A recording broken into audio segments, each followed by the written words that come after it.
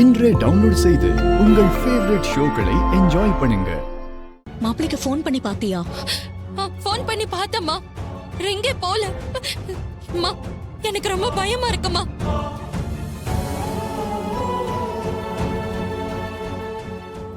ராத்திரியும் ரொம்ப நேரமா தூங்காம தான் இருந்தாரு. நானும் அவரு கூட தூங்காம தான் இருந்தேன்.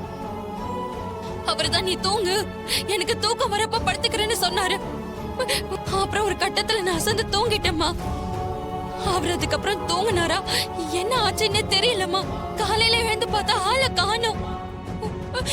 அம்மா, மன வருத்தத்துல எங்கேயாவது போயிருப்பாரோன்னு பயமா இருக்குமா.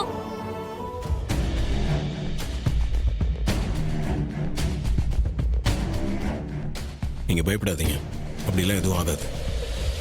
உங்களை விட்டு அவர் எங்கெங்க போறாரு? நீ பக்கத்துல தான் எங்கேயாவது போயிருப்பாரு, வந்துருவாரு, கவலைப்படாம இருங்க. டேய், எல்லாம் உன்னாலதான் வந்ததுரி. நீ அவர் கூட சண்டை போட போய் இப்ப என்ன நடந்திருக்குன்னு பாத்தியா? வீட்டோட இருந்த அவரை தேவையில்லாம பேசி எங்கேயோ போக வச்சிட்டியே. நீ பேசினத அவரை ரொம்ப காயப்படுத்திருக்க. அதான் அவரை யார்கிட்டயும் சொல்லாம கொள்ளாம வெளியே போயிட்டாரு. என் முன்னாடியே நீ கதை போடி. இப்ப இவ்வளவு கத்தி என்ன பிரயோஜனம்? நீ கொடுக்கிற இடம் தான் இவ யாரையும் மதிக்கிறது கிடையாது. மாப்பிள்ளைங்க சுத்தமா மதிக்கிறது கிடையாது. நாங்க தட்டி கேட்டாலும் நீ அமைதியா இருக்கிற ஒரே காரணத்துக்காக எங்களை கண்டுக்கிறதே கிடையாது. இப்ப வாதி நீ அவளை கண்டிச்சு வைக்கல, நம்ம குடும்பத்துக்கு தான் பிரச்சனை. முதல்ல ஏன் வாழ்க்கையில பிரச்சனை பண்ணிட்டு இருந்தாங்க, இப்போ என் அக்கா வாழ்க்கையில பிரச்சனை பண்ணிட்டு இருக்காங்க.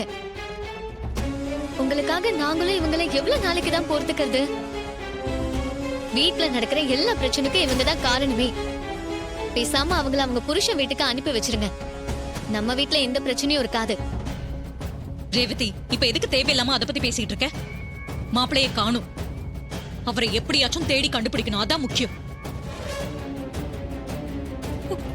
இப்படி ஒரு அப்பாவே மனுஷனை வீட்டை விட்டு துரத்திட்டீங்கல்ல, உங்களுக்கு கொஞ்சம் கூட ஒரு குற்ற உணர்ச்சி இல்லையா?